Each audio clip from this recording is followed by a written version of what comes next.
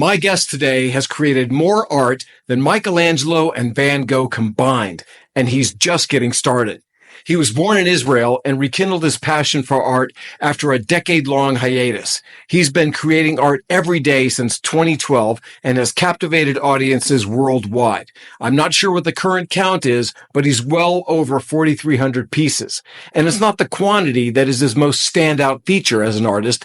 It's the storytelling and personal significance that makes his works of art literally prized possessions. He has created custom commissions for world-famous entertainers like David Copperfield, legendary actors like William Shatner, and rock stars including Alice Cooper and members of Pink Floyd. His name is Ori Bengal, and if he's not creating, he's not living. He paints, sculpts, carves, welds, and is now diving deep into newer technologies like 3D, NFTs, AI, and augmented reality. His adventurous spirit and commitment to leaving a positive mark in the world are evident in his work. We had so much to talk about, I had to break this interview into two parts. So today, settle back and get ready for part one of the amazing art and life of Ori Bengal. Hello, and welcome to Hero Up, the podcast that inspires and challenges you to step up and become heroic in all areas of your life. I'm your host, Tony Stark Polici, and it's my goal to give you practical, actionable advice and insights into copywriting, mindset, lifestyle, and impact. On this show, we'll explore how to create compelling and persuasive marketing messages, and I'll give you clever tips to make you stand out as a hero. Whether you're an entrepreneur, a freelancer, a coach, or a creative, this podcast is for you. So, let's dive in. Thank you for tuning into this episode. You guys just heard about my amazing guest today. Ori, I am so excited to talk to you, man. You are one of the most amazing people I have ever met in my life, and I'm so grateful for you being here. So thank you so much. Oh, thank you, Tony. I'm blushing because I happen to know some of the people you've met, and hope I can live up to that. Thanks. Oh my God, totally live up to it. So, Ori, I want to just start out with a really simple question. Like, what do you do and why? Ooh, yeah, that's a simple question. Totally simple. I do whatever catches my interest because I am off the chart. I'm like the poster child for ADHD. So misconception, oh, they can't focus. No, the problem is we hyper focus just on what's interesting, not on what's important. So as you know, I'm well versed in marketing, all facets of that. What I'm known for now, which is being an artist, and that particular one is not just because it's interesting. That apparently is in my genes or something. That's like my purpose, my calling. I've been doing it since I was a little kid.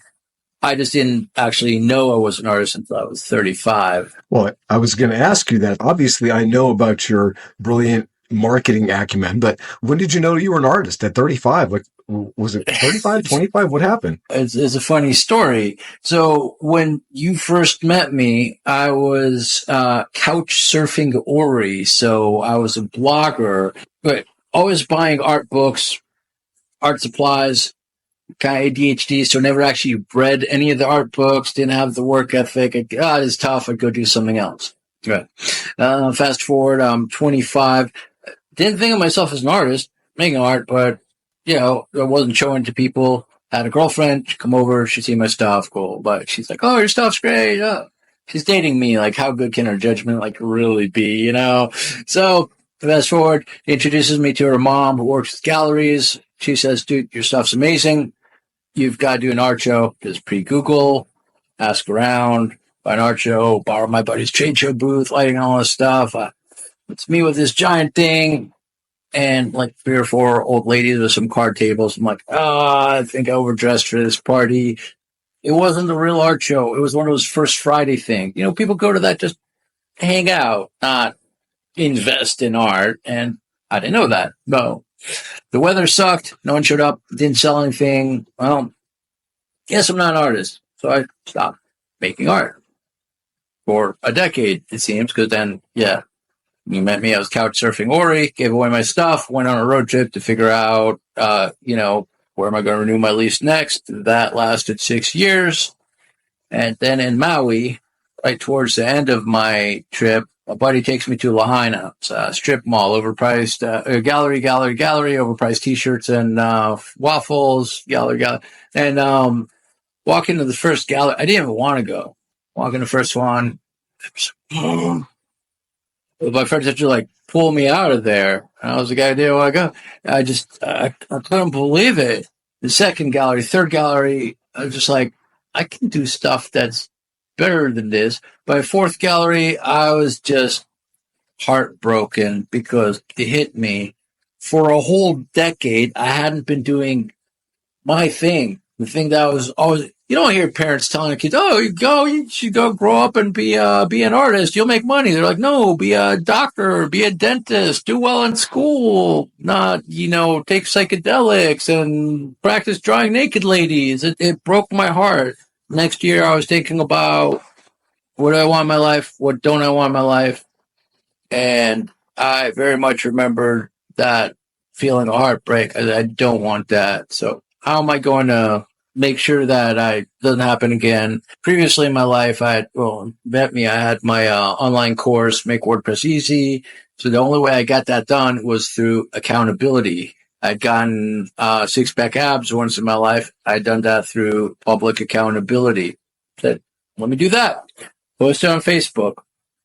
Hey guys, going to be doing a new work of art every day. Might be a masterpiece, might be a stick figure. We'll see. I'll figure somewhere out there, some a-hole waiting to go. I knew you couldn't do it. And I tell you, Tony, if there is, I feel really bad for them. They probably are like bored or starved to death by now because it's been over 4,000 days. But I knew when I felt heartbroken, and I'm grateful for having 10 years off and caused that pain, because if I had been making art that whole time, I never would have had daily dedication. Yeah, that is a really great story, a great principle there, because how many times, I'm sure that there's countless listeners right now who have had these moments in their life where something happens and there's a self-judgment, right? It's based on no real factual evidence, not even sound, logic, but there's this self-judgment that I am not good enough. I am not whatever. And then it shuts us down. The wonderful part of this story is, so first of all, if you're out there and you're listening to that, recognize that sometimes you make very bad judgments about what you're capable of, right? But the great part of this story is that you look back on that 10 years and you don't see it as wasted time now. There was a transformational period that happened for you that brought you exactly to where you are. And I remember when you launched a piece of art today, I was following you on Facebook, seeing all your posts back then. And it's, 4,000 days. Now that is commitment. Love that. The commitment, intention, that is fantastic. It changed my life, and it changed other people's lives. You talk about the ripple effect, and you're talking about us, we judge ourselves as whether like, oh, I'm an idiot. Oh, I can't do, oh, geez. Thankfully I was more persistent when it came to learning to walk. I didn't get that right the first try either, but, I tried something that I knew nothing about once. It didn't go the way I thought. Oh, boo-hoo, so I stopped.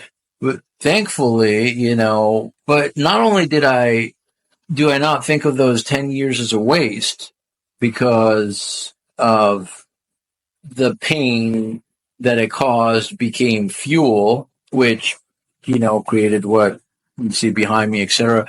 But those 10 years gave me other things to do, which make me so much better as an artist.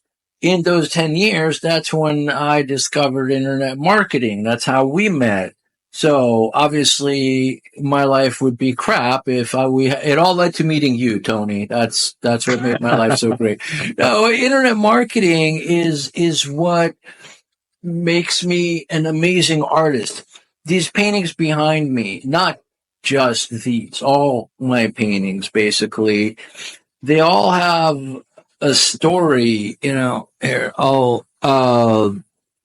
can you see this lady here with the alien and the hologram?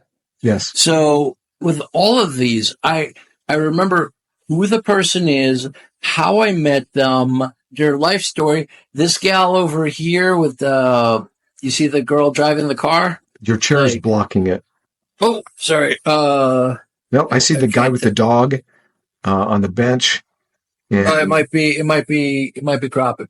But there's these all tell people's story. That's what I've gotten really good at because of internet marketing. Researching, knowing who your audience is, right?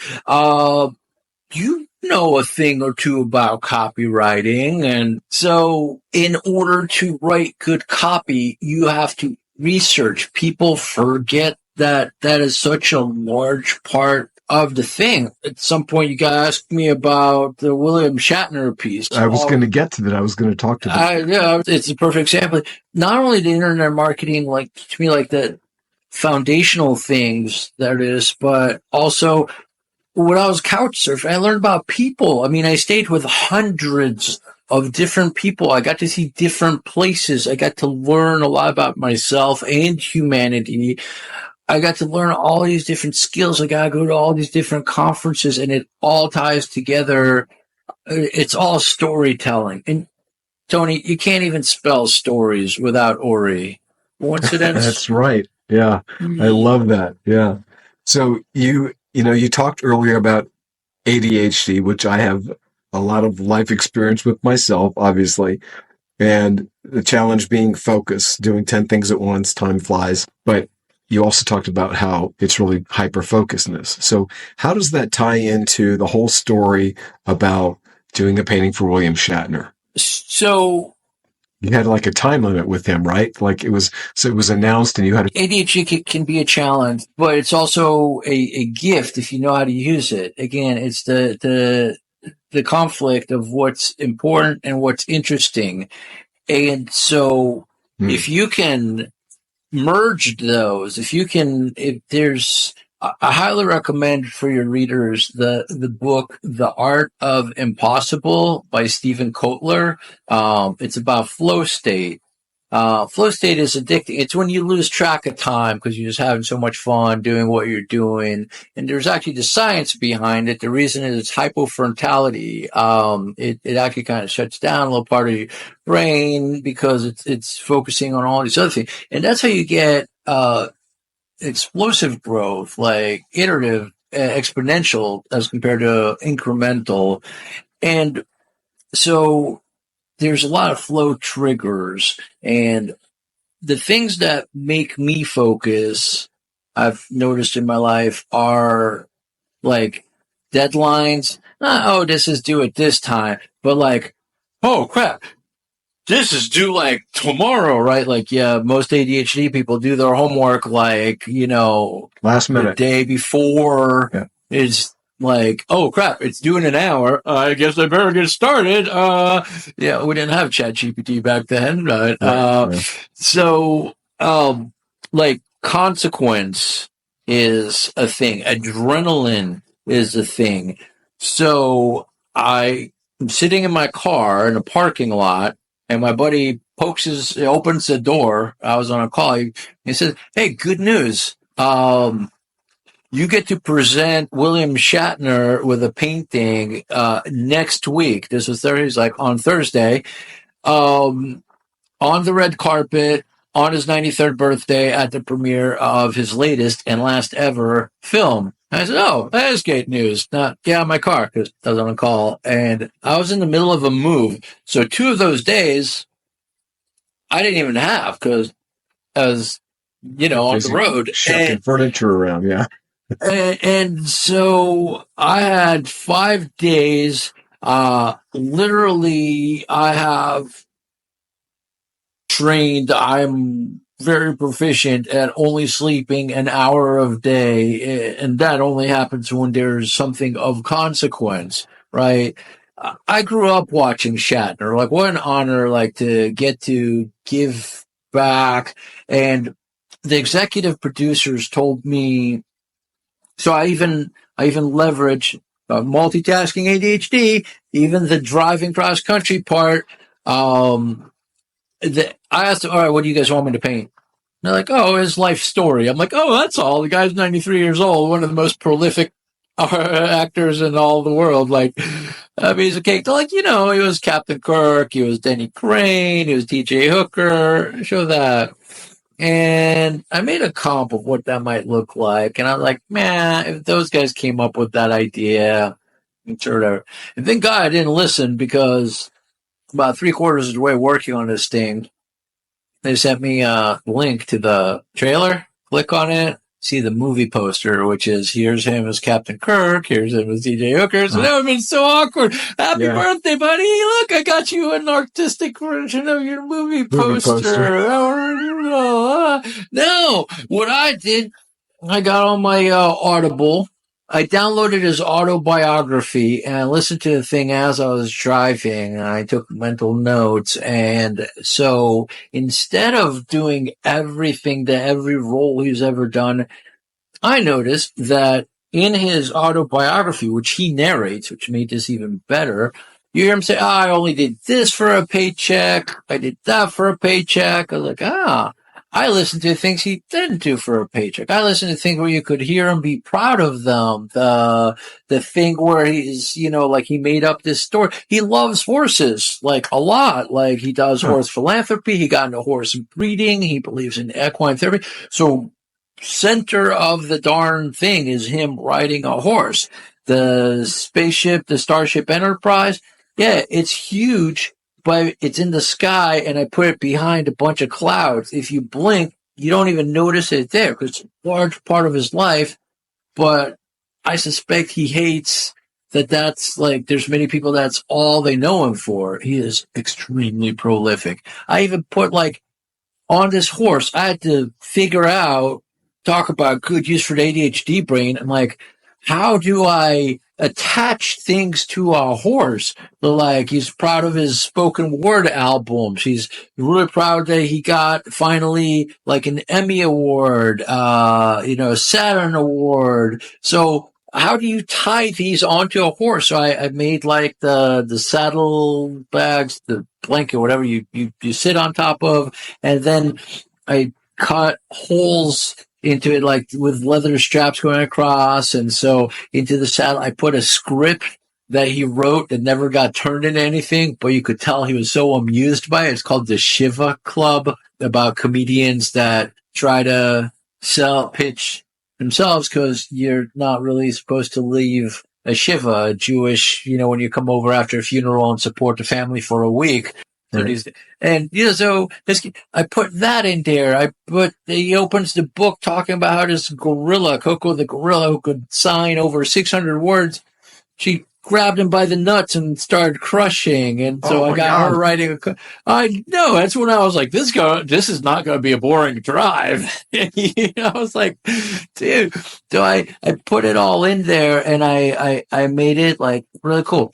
So here's the best part. I had basically a week, 2 hours tops of sleep, mostly 1 hour, just working from morning to night, barely snacking on anything. It's all adrenaline, hyper focused, where you could bring in, like, 20 strippers into the room. I'd be like, yeah, go, whatever. Like, it's the one time in my life when I can actually be focused, when there's, like, massive consequence. I do not want to mess this up.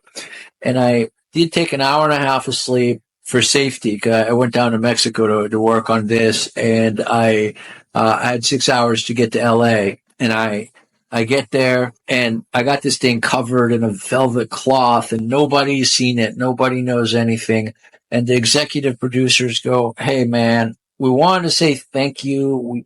We know you've worked really hard on this. We appreciate that. But we just want you to know, Bill, the guy's 93 freaking years old. He doesn't have that much energy. Really, he doesn't have a filter. He might, he says, I'm like, stop. you trying to warn me he's a mean old man, he's gonna hurt my feelings, or he don't like the painting. And they're like, well, yeah, we're just trying to prepare you. I'm like, I'm a pro. Well, I can handle it. I'm like, I've uploaded over 4,000 works of art to social media. I'm like, I've got pretty thick skin. It's part of the job. But they didn't know what I created. We get there, and I do the unveiling, and everyone's jaws just drop. You just hear, oh, what? And you see Shatner's face. You just go, whoa, now that's beautiful. And I even got a text at the end of the night from the executive producer saying, out of everything that happened that day, the premiere of his newest and last film ever, You Can Call Me Bill, the giant party that they had for their, at the original warehouse where they filmed, like what was the studio where they actually filmed Star Trek. It was hosted by Kevin Smith, the premiere of the movie, really fancy schmancy dinner, plus his birthday. Favorite thing of the day was receiving that painting and just putting it right in the entryway so everyone can see it. But why did that happen? Because I did what you do in copywriting. I figured out who's the audience, what do they care about. I didn't do everything he's ever done. He doesn't care about everything he's ever done. If you listen to his autobiography, you can tell. But he loves, Dobermans. They got giant Doberman running there. He was proud of a funny story he made up when he fell off his motorcycle. He said, everyone's like, where were you? How'd you get back? I said, I don't know. I was just laying there, and all of a sudden I saw this mysterious figure in a silver suit, and it pointed away. Just made that up to be funny. The tabloids ran with it and kept bringing it back. Oh, Captain Kirk gets saved by aliens. So I painted an alien pointing away in a silver suit. And it's, I wove everything together. Everyone loved it. But the only one that mattered is the audience, the buyer, and marketing, copywriting, some of the greatest skills in the world. Yeah. And they apply to art as well. Right. And you're so on point with that, is know your audience, like really know your audience. And people like to try and shortcut things.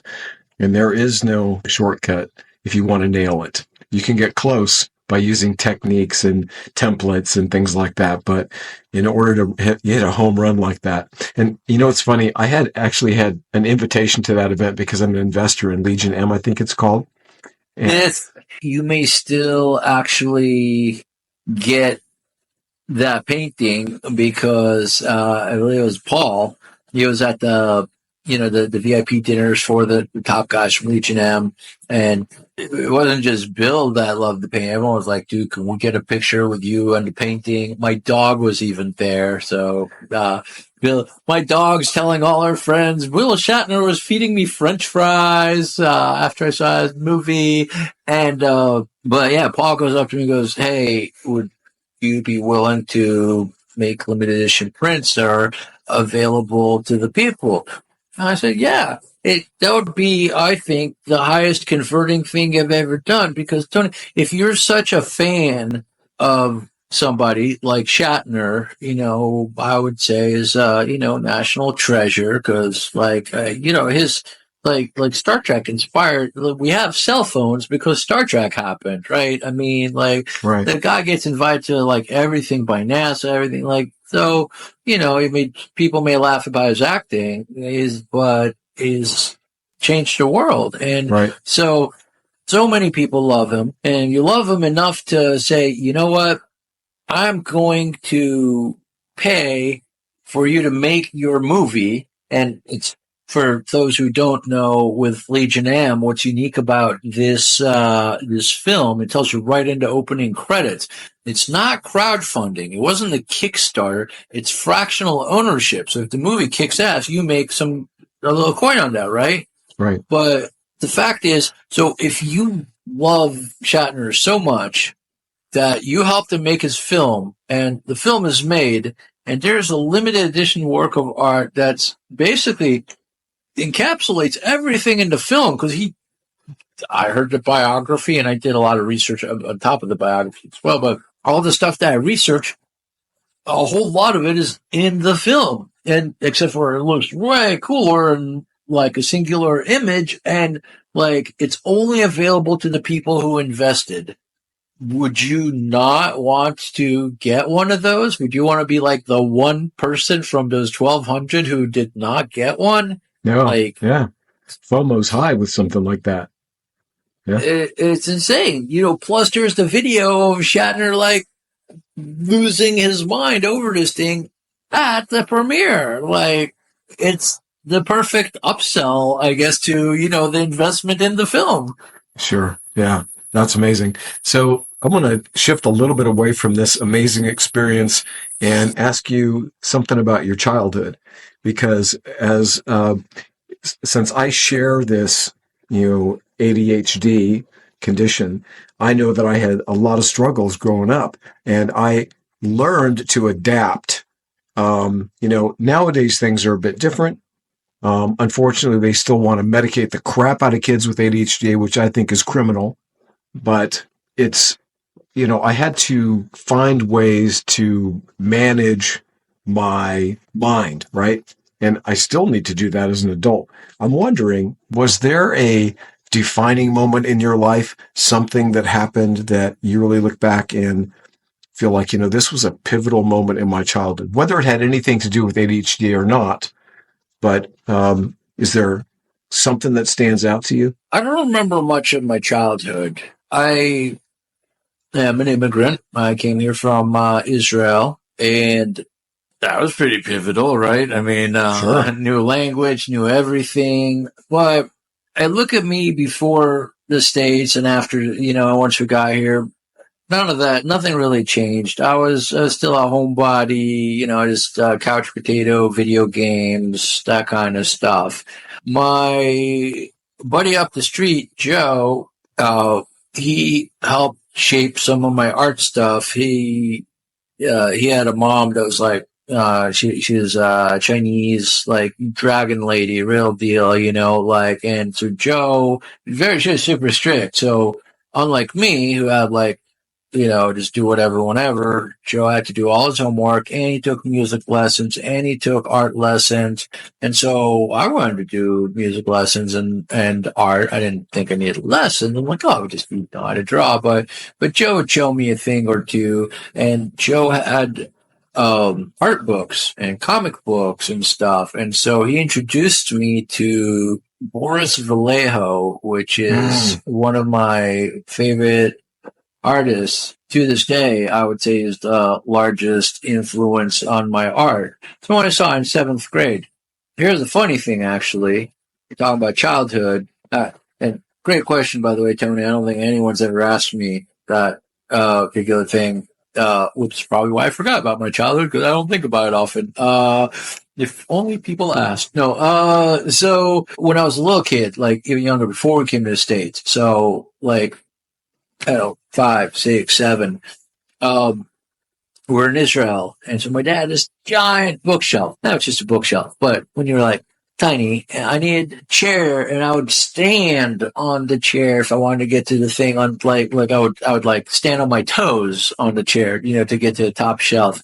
And so I would just go through like all these different things and just stare at the book covers. I didn't know English at the time, so like the vast majority of these things, I didn't actually know what they said, but I would stare at the covers. As a kid, you have this amazing imagination that I wish we all still used. You can just look at a thing and just dream of, right? So I dream of like being in distant galaxies, dragons and robots and astronaut babes, although I probably didn't think as much of the astronaut babes in the same way that I would now, but laser guns and, monsters and aliens and who knows what.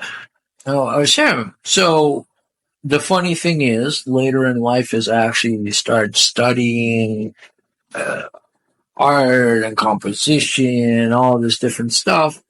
It turns out that many of those sci-fi covers that I loved so much as a kid, which I would, now looking back, wager to say that's probably where the inspiration to make cool images like this and so on came from, right? Our dad would read us sci-fi stories as bedtime stories, instead of regular fairy tales and whatever normal kids get. But yeah, later in life, I found out that Boris Vallejo, Frank Frazetta, Julie Bell, all these artists that I love that are like still my greatest inspiration. It's the same ones that actually created many of these book covers that I looked at when I was a kid and I didn't even know English and didn't know anything about it. I'm like, hey, I've seen that somewhere. And by the way, I don't know if you can see this painting over here, or if it's cropped off, the one where it says the art of Or. It's supposed to say the art of Ori, by the way, but the thingy cut it off. But so that is my older brother having brunch with Isaac Asimov, and see, he's got like the pork chopping, who's one of the greatest sci-fi writers of all time, and beyond them is a sci-fi fantasy plane, and who's bringing robot, their food. It's some female android, and we unrelated, and now back to grown-up stuff, or not stuff, but back to adult life. My brother and I had a falling out a while back, and we decided to take a year apart and then revisit, like, do we want to keep trying, or is it like, screw it, we just, we have our differences and we'll see you at holidays and we'll be polite. And I said, you know what, mom and dad ain't going to be around forever. I'd like to try, sure. And so, but, you got to do the work on yourself and blah, blah, blah. And so his birthday was coming up, and I reached out to his husband and I said, hey, what are some things? I didn't even say it was anything to do with art. I just said, is there anything that he hasn't done? Super overachiever. We all are, I guess. But he, like, is there anything he has done? Like, I don't know, buy something, a specific car, house somewhere. I don't know, maybe like pilot lessons, or, and he said, nah, he's not that materialistic. I kind of knew was going to be the answer.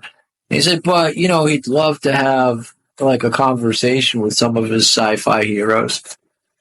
He happened to have a sequential list of them rated in order of preference. Talk to your little brother to geek out over it. Call my little brother. He says, Robert Jordan, for sure, number one, and then Isaac Asimov. And so there are not many pictures of Robert Jordan on the internet, by the way. Like, and they're mostly like crap quality. But the day and age that we're in right now is so fun for my family because we are a sci-fi family. We grew up on this stuff. So it's like, oh, we got AI, we got robots. There's a robot hovering over there, like vacuuming while I'm talking to you. It's autonomous. Now we got ChatGPT. So with this technology, I was able to restore and improve upon these pictures of Robert Jordan. I was able to train the AI on it. It took some work, but for my brother's birthday, I gave him two paintings. One of him, having a conversation with Robert Jordan. And it's the best picture you'll ever find of Robert Jordan, by the way. And one of him having brunch with Isaac Asimov in a sci-fi setting. And so it's just these sci-fi full circle. And, you're talking about, I happen to know that you want the real stories, the struggles, and not just the foofy, here's me next to a Lamborghini or whatever, which now I don't even have to rent one. I can AI one in and it'll be, even better. But it's, I know some marketers, someone goes, I was saving up to rent one. Okay, yes, you can AI one. But, see. This tech is just amazing, and I was talking about struggle actually. So, as an artist, this is history repeats itself kind of thing. You always hear about artists being outsiders or telling their families to go shove it or whatever. My parents, we all love each other, but they don't understand me, and that's fine. I'm an odd one for sure, but I mean, to this day, my dad's like, well, why don't you go back to doing web design? You had, because my dad understands jobs, right? Yeah. He understands stability and a consistent paycheck. He doesn't understand like freestyle, freelance, or, now I'm contributing to foundations and well, even before the foundations, a lot of my strategy for exposure and stuff was creating paintings and just giving them away to the right people. I gave one to your brother Joe, and I gave one to Ryan Dice, and there's a bunch of people. And then Joe asked me if I could give one to Alice Cooper. I was like, sure. And my dad's like, wait, so how much are they paying you? I'm like, they're not. It's costing me money. And he's like, wait, what? Well, this painting, my mom's telling me the other week, she's like, oh, we went to a couple of parties last weekend, and yeah, your dad was showing everyone your art on. I'm like, wait, what?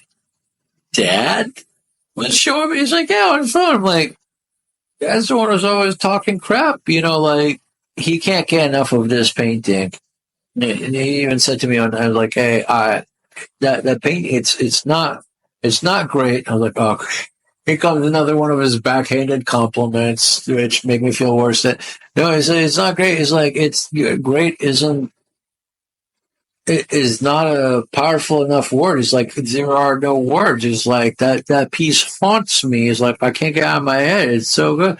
And it's like, I don't know if that means anything coming from me, but, and, I'd also kind of like stop caring what he says. I've had to as a defense mechanism. Because every time I think, oh, maybe now he'll be impressed. But I said, it is very nice to hear. And this piece haunts me.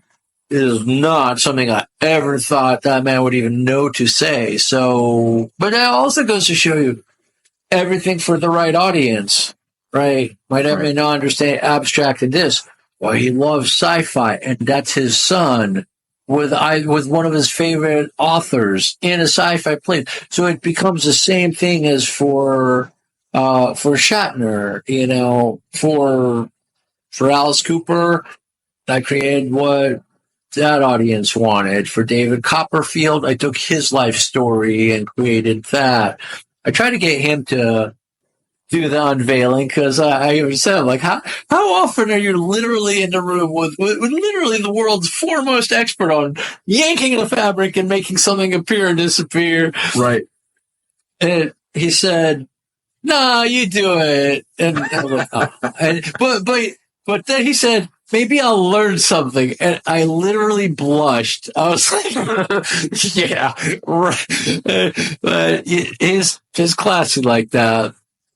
That's great. Ori, one of the things I have to tell you about your art is it is riveting. I mean, it is unforgettable. And it's amazing when you say that one of your influencers was Boris Vallejo. Influences. Because I loved Boris Vallejo as a kid. All the Conan stuff. And I think he did the Conan, right? Yeah. I mean, oh yeah, he did. I still remember, like, there's one where there's this barbarian with a sword to the sky and a girl at his feet on a mountaintop. And I used to try and draw all his stuff. Unfortunately, I've not been able to develop skill that I'm proud of when it comes to drawing, but I always love to try. Anyway, my point is, your art, it's so good, it can't be ignored. My judgment. It is so good, it can't be ignored. I've never seen anything that you've done and thought, that's not interesting. That sucks. It's like, son of a bitch, this is amazing, right? And so I want to talk about what you do for foundations and how, people out there who are listening to this can maybe, like, avail themselves of your skill, your talent, your passion that also can help impact the world. So you have kind of a process that you've developed with foundations. Is that right? Yeah. Tell me about It's funny, by the way. I was you're great to listen to, and I was following. You were talking about foundations. In the same sentence as Boris Vallejo, I thought you were asking about like what's the foundations of getting good as an artist and this and that, and I was and like, oh, foundations, right? The actual charities and stuff like that. Well, you want to talk about the foundations of an artist first, and we can switch over to the other? Let's do that. I'd love to, for a primary reason. If there's one thing I'm passionate, I've got so many people who tell me that if there's one thing I've heard more than anything else, other than like, you ate the whole thing, or how are you still standing? But is like, oh man, I love your art, or it's so good, but I can't even draw a stick figure. I don't know why stick figures are like the foundational measure of great art, because, who cares? It all comes from those old comic books where they had like the line drawing of the rabbit that said, can you draw this? You could be a great artist, I fell for that too. It was, I applied and I think they turned me down. I guess my rabbit wasn't good enough, but look at me now. Let's go back even more foundational. We talked about ADHD, we mentioned. Well, thing is, I was always buying art books, but I didn't read them because I'd start and I'd get bored and go play a video game or do something. And so it wasn't until 2005 that I discovered audiobooks just on a whim. One day my brain said, wonder if today if I go running instead of music, I put on an audiobook. I grabbed a thing. I think the first one I got was Zig Ziglar, like a little half-hour thing. I never heard a motivational book before. Or speech before. I never heard a personal development thing before. I was like, whoa, this is amazing.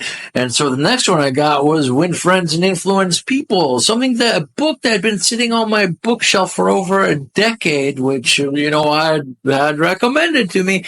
Never read it. And I will say, even as an audiobook at 2x audio, it's still kind of boring. I mean, that book's from the 1930s, but it's powerful. And I realized that, and I was jogging along the beach, so it made it more bearable. And I became a junkie because all of a sudden, I love learning. I've always loved learning, but I'm a kinesthetic learner and I'm an audio learner. I'm not really a book learner because while I'm reading a paragraph, my brain's already working on how to do the thing they just said and about, that thing that the guy said reminds me about this and what about that? And so, it's not my modality, but audiobooks I can do. And so, first of all, find your modality. It might not be books. It might not be YouTube. Maybe you like taking a class. Go take a class. You got Skillshare and Udemy and all these things. There has never been an easier time to learn because now we are in a creator economy where people get paid on YouTube by having more subscribers by teaching for free, by giving away their stuff. Then they have their Patreons where they teach you even more stuff. If you like their stuff, you got Udemy, you got Skillshare. There's a million others as well. If you want like really good ones for art, like if you want to learn some of the foundations, New Masters Academy has everything from clay, so carving and drawing and painting. And they got, it's not false advertising, the name New Masters Academy. These guys are like Glenn Vilppu and these guys are really good industry experts, right? The reason my art is unforgettable, I'm sure there's a lot of reasons. And thank you, by the way, for the kind words. I really appreciate it. Amen.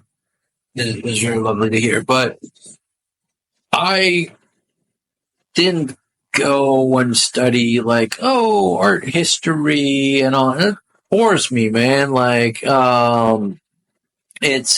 It was the stuff that I studied, I wanted to do 3D animation as a kid. I wanted to make video games and cartoons. I learned English by watching cartoons, by the way. What might explain a lot. And but oh boy. But so I want to make cartoons and movies, and then, as I got a little older, I want to make special effects, music videos and stuff. And, look around me, it's kind of all the same. So the people that I studied are video game creators, film, like the VFX industry, the special effects industry, the people who work at ILM and Digital Domain, like the people who worked on Star Wars and stuff, right? The people who worked on Transform, so you're learning the same skills. You're learning, it's all about composition, color theory, and storytelling, storyboarding, mood. It's all the same stuff, and so Schoolism is a website owned, I believe, by Bobby Chu, and he's got some really great artists on it. So yeah, you can learn some, everything from like pencil drawing to, like I said, clay, and one of the best classes I've ever seen. No, the best class I've ever seen on color theory is by Nathan Fawkes, Fawkes, and it's available on Schoolism. But hopefully that helps forever. But let's fast forward to where we're at now. Sci-fi, this age of miracles. The reason I'm so passionate about telling people to go and make art, I'm not worried about like, oh no, they're going to replace me. They're not going to need me. Hey, dude, go make all the art you want. You're probably still not going to be where I'm at. And by the time you get to something that you're really proud of, I'm also going to be light years ahead of where I'm at, because I use flow principles. I do it with no sleep. I make sure that every single piece is the new best thing I've ever done. I'm always pushing. I don't just do and repeat. I can't. But the reason is it's therapeutic. Man, we were all born sucking on boobs and drawing on walls. Every kid got yelled at for, dude, you ruined the couch. I can't believe it. You're the sucker who gave me ketchup or crayons, choose a marker or whatever, right? It's inherent. Before we could speak, like freaking cave people were doing it on walls. It's in our DNA. Like this, for some reason, as a species, we make art. It's in us, and we all do it. And it's kids, and makes them happy. You don't have to tell a kid to make art. You just give them some crayons, and they go to town, or markers, or ketchup, or anything. You don't even have to give them art supplies. Everything becomes art supplies, right?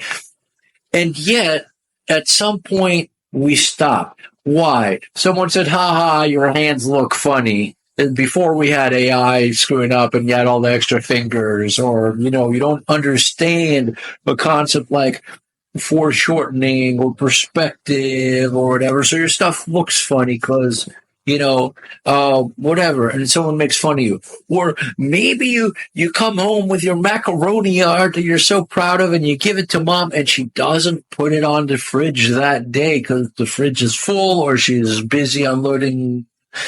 And like me with that one art show, you're like, I'm not an artist.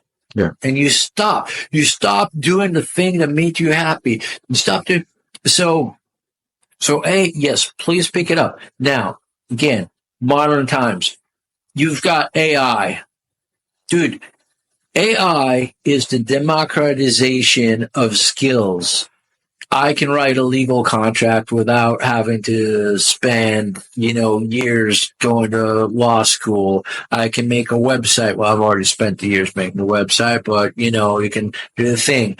I can write a song without studying music composition or anything. I can do the music thing, and I can make really cool images. I can illustrate. I can both write a children's book and illustrate it just in ChatGPT. You have ChatGPT, which has DALL-E. You've got One that I highly recommend is ideogram.ai. You got Midjourney, which I no longer really recommend. It's kind of pricey. I mean, they have a $10 model, but here's a little something you need to know since a lot of y'all are marketers. Ooh, probably going to do some damage here as well as do some good. But copyright law, where it currently stands, if something is AI generated, like you just type the prompt and you cannot copyright it. So you go on Midjourney. They have a fantastic gallery that does create beautiful things. You can go on Nardo.ai, Krea, Ideogram, and you just take whatever you want, copy it, you can throw it on a t-shirt, a merch, or, use it on your website. There's really nothing that anyone can do because they can't copyright it.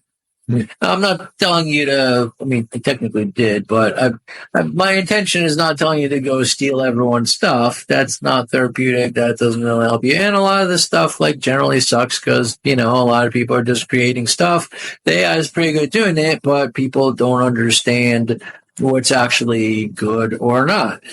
Copywriting.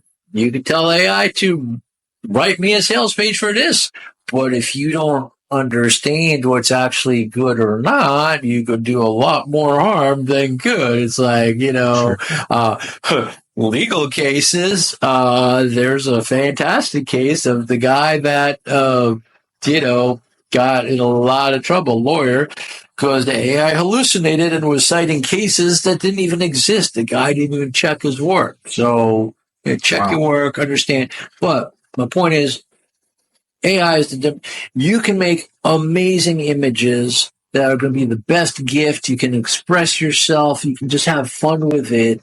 And you don't have to worry about sucking because you can't draw a stick figure because who cares? You can type, right? And now you can speak to your phone. That's the thing. All right. Now get off my soapbox of everyone go do art. It's easy, da-da-da. And if you can't get the result you want, come to me. But foundations, yes. This is not an exaggeration. This all started with your brother. Okay. I did a painting for him. For him and Dean Jackson. It was like what him and Dean Jackson, yeah. And I love marketing. Yep. I love marketing, and it was to celebrate their 300th episode of the I Love Marketing podcast coming up, and just like the Shatner thing, research. Everyone told me. Everyone I asked about Joe. I went to people that know him really well. Everyone's like, "Oh, he loves piranhas." The marketing, and I'm like, and so I'm like, Dean, come on, you've got to know. You talk to the guy like 4 times a week. It's like, I don't know. I'm like, I mean, you're on this podcast. You're on multiple podcasts. So, well, we are actually about to do our 300th episode. I'm like, oh, there's something. That's what I went with. And thank goodness, because when I delivered that painting, I went to his office. Dude, floor to ceiling, multiple stories full of floor to ceiling piranhas. So like Shatner, it would have been like really awkward. Oh, here's another thing of something you already have. No, I got something that stands out. But a little while after that, I did a painting for Ryan Dice. Roland Frazier asked me if I wanted to unveil it at War Room. I said, sure, yeah, that'd be great. It's actually my first unveiling. It's kind of awkward. I didn't know they were going to give me a microphone, and I'm like, how do you, hang on a second, guys. I unveiled it. Great reaction. Actually, if you guys want to go see Shatner's reactions, Ryan's reaction, and a whole bunch of really epic ones, theartofori.com/reactions. What? I'm going to I'll post links to all of that on this podcast, depending on what platform you're on. You'll be able to access the links. But I go to leave the room, and I run across Tony's younger brother, Joe. And Joe said, hey, Ori, my good buddy Alice Cooper is doing this charity thing at the end of the year. Would you want to donate a piece of that? I said, sure. my research and blah, blah. I made the painting. I leveraged a lot of skills I learned from marketing to make my piece stand out some more. And it absolutely changed my life for a couple of reasons.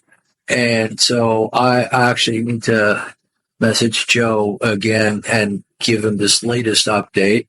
I'm sure he watches all your episodes, so now he knows. And I think about He better. Otherwise, you guys are going to have a falling out like my brother and I did. That's what it was about. He didn't watch all my podcast episodes, and I said, shove it. Pay attention. No, so what happened was, up until that point, the most that I've ever donated to something was $500, and that stretched me. Prior to that $500, it was probably like maybe $100. Never really saw myself as a donor or something. Didn't have the funds. Didn't have, I don't know, what difference can I make? Blah blah blah. But Joe asked me to do this thing. I did this thing. I spent a good couple of days on it. I had a lot of fun. It was a really cool painting. I did the event. I was on stage with Alice Cooper. Funny enough, he looks like he's my dad. I mean, I keep telling my dad, I'm like, hey, Dad. I'm like, yeah, keep being a jerk, and I'm just going to disown you and just tell everyone that Alice Cooper's my dad. They'll believe it, too. But it was an amazing night. Alice Cooper and his buddies all performing. So a dude from Kiss, a dude from Cheap Trick, a dude from Chicago, a dude from the Monkees, a dude from the Doors, all performing together. It's amazing, right? Great food, great drinks. But this is my first live auction, and it was my first time that a painting of mine went for 5 figures. It was my first 5-figure painting. Wow. That alone was mind-blowing, but even bigger is I just donated 5 figures to a good cause. I just affected a whole bunch of people's lives. That's not something that was even a possibility in my head. I never even bothered taking the time to think about doing this thing. And I did it, and it happened, and I couldn't stop thinking about it. Now, I was, again, using the marketing mind. I was trying to help them make more money, because I realized, now, granted, I was also trying to get more exposure for myself, but the two don't have to be mutually exclusive. Now, I was thinking wow, these guys are look, you auction off a painting, someone buys it, awesome. You can get 10, 20, 30 grand, whatever. What about all the other people who didn't buy it, right? Maybe they bought something else. Maybe they bought nothing. Maybe they're... So I was trying to tell them, why don't we make the painting, I'll give you guys a JPEG of it. You put it on as instant upsell, automatic a one-click upsell, sorry. When you buy your ticket to the event, hey, awesome. Would you also like a commemorative painting or featured painting for the night, right? It's not the same giant size that the dude who's bidding on it is getting. So the guy bidding isn't going to be upset. It's much smaller, but everyone else can have it now. So if you got 1,000 people, I know the December event has 2,000 people. So if you get a 50% conversion for $100 each, you just raised an extra 6 figures for making a limited edition print. And you can also sell it to the people who can't attend. And why not have a larger upsell where you get a slightly bigger one and it's autographed by Alice Cooper himself for $500? I might turn it into 7 figures. And I said, nah, I don't know if they just didn't feel like tampering with their cart or what, but I spent years thinking about refining that model. I was like, I can do this, and it's going to go global. You know what?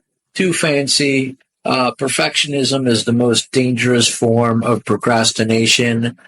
But recently, a month or two ago, I was asked to do, there's another one of those, hey, you've got 1 week. And I was, so I had less than a week to do the thing, no sleep. I'm like, I got there with 36 hours of no sleep. And my eyes look like toothpicks. You can see it in my profile picture. I'm holding the painting and my eyes are like, but it blew everyone's mind. And it blew my mind was the reactions. And it hit me. This is what I have to do. This is So I've actually pivoted, like, yeah, I'll make commissions and stuff, but my primary focus is helping foundations.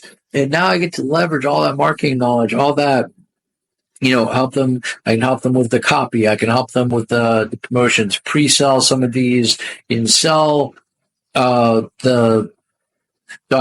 show up to the event with a painting that they can sell and have limited editions of. I can do live painting. Check this out. I was talking about AI, right? I can paint digitally with my stylus, and I can mix that in with AI, and I can use cloud computing, so I can be running like 7 different servers at once. So I'm working on. So I can scale art now. That's one of the ways that I can actually complete these giant masterpieces so quickly. But I can also train an AI. Maybe you're not quite famous enough to where if I say, hey, Midjourney, show me Tony Pollicci as Iron Man, just a random idea I pulled out of nowhere. It might not get it right, but I can train the AI with, 15 pictures of you. I can then have you doing anything. Blackmail material, here's Tony partying with Trump in jail, snorting coke off of, or here's Tony as Iron Man and the Hulk, like partying together. Anything you can imagine. So I can do this it takes a couple of minutes for the training, so I can throw that into the cloud. What this means is that I can do a live painting as the event is going on. People can watch it progress, and I can add people into it in real time. So if you're one of the hired donor, so for mental health, for example, I was going to have a bunch of angels gluing together a brain in the Japanese art of, I forget, it starts with a K, they take gold and put it with the glue. So something that shatters actually becomes more beautiful than before it broke. And so they're going to have a bunch of angels like fixing this brain and, symbolizing the community, the donors. And that's how we fix all these issues, right? And I was going to take the highest donors and make them be the angels that are like in real time. And then you can auction that one at the end of the night. Or if you donated enough, so it motivates people, then that's the only way you can get a copy of this. You can also turn the stuff into merch. I can make a custom version of my art book and take their painting and make it the front page and, write their story of it and then make a custom dust jacket. Now they can sell those as an additional thing. Art is just like words, there's so many different ways that you can use it, especially now. And I don't just take an old painting I did. It's all research. It's all based on who is the foundation, who is the audience that's going to be there that night, and everything gets custom tailored to have the highest conversion. That's awesome. That's awesome. Thank you for tuning into Hero Up. I hope today's episode challenged you to step up as a hero in your field and provided you with valuable insights to express your unique voice and message. If you found this episode helpful and motivating, please leave a review and share it with your friends and family. And remember to subscribe so you don't miss out on future episodes and amazing guests. Until next time, find your voice, share your message, live your mission.